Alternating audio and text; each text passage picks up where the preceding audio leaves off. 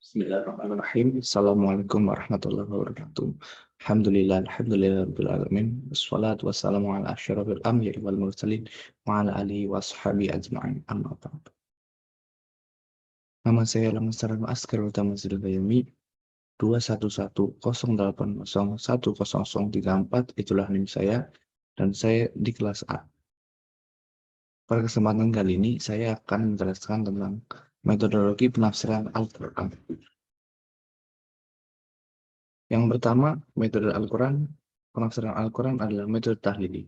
Metode tahlili atau analis ialah menafsirkan ayat-ayat Al-Quran dengan memaparkan segala aspek dan menerangkan makna-maknanya sesuai dengan keahlian dan kecenderungan mufasir. Metode ini digunakan teknik menguraikan makna Al-Quran ayat demi ayat dan surah demi surah sesuai urutannya. Aspek-aspek yang terkandung meliputi pengertian kosakata, kalimat, latar belakang, turun ayat, kaitannya dengan ayat lain atau munasabat dan pendapat yang berkaitan dengan ayat tersebut yang disampaikan oleh Nabi, sahabat, tabi'in, dan ahli tafsir lainnya. Adapun ciri-ciri metode analisis dari segi penalaran. Para mufasir berusaha menjelaskan makna yang terkandung dalam Al-Quran secara komprehensif dan menyeluruh. Urgensi tahlili. Yang pertama, dari urgensi tahlili adalah metode ini meneliti setiap bagian nas Al-Quran secara detail tanpa meninggalkan sesuatu pun. Yang kedua, metode ini menyuruh peneliti dan pembahasannya untuk mempelajari atau mendalami ilmu-ilmu Al-Quran yang beragam. Untuk itu, mufasir menjelaskan ayat dari berbagai segi dengan metode tahlil ini. Lalu yang ketiga, berikutnya, metode ini memperdalam pemikiran dan menambah kuat dalam menyelami makna ayat, serta tidak puas hanya melihat makna global saja. Lalu yang keempat, dari metode ini, seorang alim dapat menggunakan informasi dalam tafsir tahlili menjadi sebuah pembahasan tersendiri, seperti metode tafsir maudhu'i.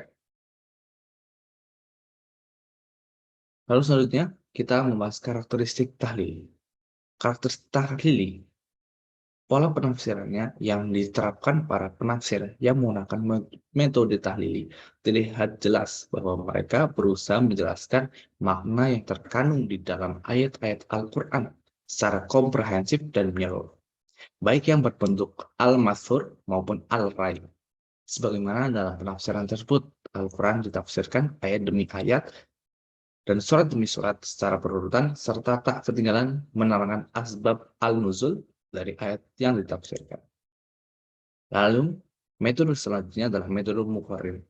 Metode tafsir muqarrar adalah sebuah penelitian mendalam dan pengumpulan pendapat-pendapat yang berkaitan dengan tafsir ayat-ayat atau surat dalam Al-Quran yang memiliki hubungan tema yang sama. Kemudian dipelajari secara mendalam untuk mengenal perkataan yang lebih rajih atau kuat. Urgensi muqarrar. Seorang mufasir dapat menggali hikmah yang terkandung di balik variasi redaksi ayat, atau dengan kata lain yang lebih tepat, menguras kandungan pengertian ayat yang barangkali terlewatkan. Metode lain sehingga manusia semakin sadar bahwa komposisi ayat itu tidak ada yang dibuat secara sembarang, apalagi untuk mengatakan bertentangan pada sisi lain. Dapat juga mendemonstrasikan kecanggihan Al-Quran dari segi redaksional. Fenomena ini mendorong para mufasir untuk mengadakan penelitian dan penghayatan terhadap ayat-ayat yang secara redaksional memiliki kesamaan. Dengan begitu, akan tampak jelas kontekstualisasi kandungan ayat tersebut, karena hal ini akan efektif menepis anggapan bahwa Tuhan sudah kehabisan kosakata dalam melengkapi ajaran Qurani, atau mungkin beberapa ayat yang cenderung membosankan karena terkesan diulang-ulang. Tak sepuluh ayat-ayat yang tersiarkan karena satu persatunya mengandung hikmah yang perlu dibedah dan diteliti spesifikasinya. Oleh karena itu, tidak terlalu berlebihan kiranya dinyatakan bahwa mendekati Al-Quran dari dimensi model tafsir seperti ini akan mendapat keteguhan iman seseorang, seakan menguatkan kreativitas bertafakur. Lalu, karakteristik muqarrar. Setelah metode ijmali dan tahlili, muncul metode muqarrar atau perbandingan. Dengan metode ini, seorang tafsir melakukan perbandingan antara teks ayat Al-Quran yang memiliki persamaan atau kemiripan redaksi dalam dua kasus atau lebih, atau memiliki redaksi yang berbeda bagi satu kasus yang sama. Ayat-ayat Al-Quran dengan hadis yang ada pada lahirnya terlihat bertentangan, dan berbagai pendapat ulama tafsir dalam menafsirkan Al-Quran. Perbandingan adalah ciri utama bagi metode komparatif. Di sini letak salah satu perbedaan yang prinsipal antara metode ini dengan metode-metode lain. Hal ini disebabkan karena yang dijadikan bahan dalam memperbandingkan ayat dengan ayat atau ayat dan hadis adalah pendapat para ulama tersebut dan bahkan dalam aspek yang ketiga. Oleh sebab itu, jika suatu penafsiran dilakukan tanpa membandingkan berbagai pendapat yang dikemukakan oleh para ahli tafsir, maka pola semacam itu tidak dapat disebut metode mukor. Lalu metode yang ketiga adalah metode ijmali. Tafsir secara bahasa mengutip wazan taf'al, berasal dari kata al-fas yang berarti menjelaskan, menyingkap dan melampaukan atau menerangkan makna yang abstrak. Kata kerjanya mengutip wazan daroba yadribu dan nasaro yang suruh. Dikatakan fasaro yaitu yafsiru dan yafsuru. Fasron dan fasarhu artinya abanahu atau menjelaskan. Kata at-tafsir dan al-fas mempunyai arti menjelaskan dan menyingkap yang tertutup. Dalam lisanul Arab yang dinyatakan kata al-fas berarti menyingkap sesuatu yang tertutup, sedang kata at-tafsir berarti menyingkapkan maksud suatu lafaz yang muskil. Tafsir secara bahasa berarti menerangkan dan menjelaskan al-khoton, menjelaskan bahwa arti tafsir secara bahasa adalah menyingkap. Tafsir menurut istilah sebagaimana didefinisikan Abu Hajar ialah ilmu yang membahas tentang cara pengucapan lafaz Al-Quran, tentang petunjuk-petunjuknya, hukum-hukumnya baik ketika berdiri sendiri maupun ketika tersusun dan makna-makna yang dimungkinkan baginya ketika tersusun serta hal-hal lain yang melengkapinya. Lalu urgensi ijmali. Metode ijmali yaitu menafsirkan ayat dengan cara mengemukakan maknanya secara global. Sistematikanya mengikuti urutan surat Al-Quran secara tauqifik, sehingga makna-maknanya saling berkorelasi. Penyajian dalam metode ini menggunakan ungkapan yang tersari dalam Al-Quran sendiri dengan menambahkan kata atau kalimat penghubung sehingga memudahkan para pembaca memahaminya. Dalam metode ini, mufasir juga meneliti, mengkaji, dan menyajikan asbab an-nuzul ayat dengan meneliti hadis dan sejarah yang ada hubungannya dengan asar, sahabat, dan generasi awal Islam. Contoh tafsir yang memakai metode ini adalah tafsir Jalalain oleh Jalaluddin Al-Mahalli. Lalu karakteristik ijmali, menafsirkan Al-Quran dari awal sampai akhir tanpa perbandingan muqarrin dan penerapan judul atau maudu'nya. Dalam metode ijmali tidak ada ruang untuk mengemukakan pendapat sendiri. Itulah sebabnya kitab-kitab tafsir ijmali tidak memberikan penafsiran secara rinci, tetapi ringkas dan umum, sehingga seakan-akan kita masih membaca Al-Quran padahal yang dibaca adalah tafsirnya. Namun pada ayat tertentu diberikan juga penafsiran yang agak luas, tetapi tidak seluas pembahasan pada tafsir tahlil. Lalu metode maudhu'i atau yang bisa disebut metode maudhu'i atau yang bisa disebut metode tematik. Kata maudhu'i berasal dari kata wada'a yang artinya menempatkan atau menjatuhkan atau membuat atau mengarah.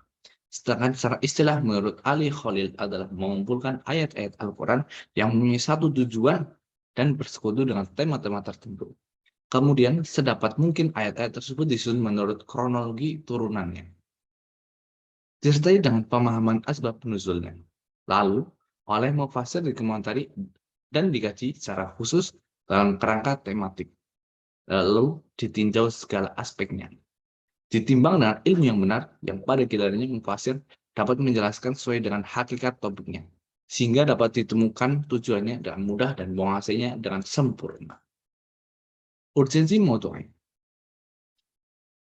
Quraisy Shihab menjelaskan bahwa metode maudhu'i adalah suatu metode yang mengarahkan pandangan kepada suatu tema tertentu, lalu mencari pandangan Al-Quran tentang tema tersebut dengan cara menghimpun semua ayat yang membicarakannya, menganalisis dan memahaminya ayat demi ayat, lalu menghimpunnya dalam benak ayat yang bersifat umum dikaitkan dengan yang khusus, yang mutlak digandingkan dengan yang muqayyad, dan lain-lain.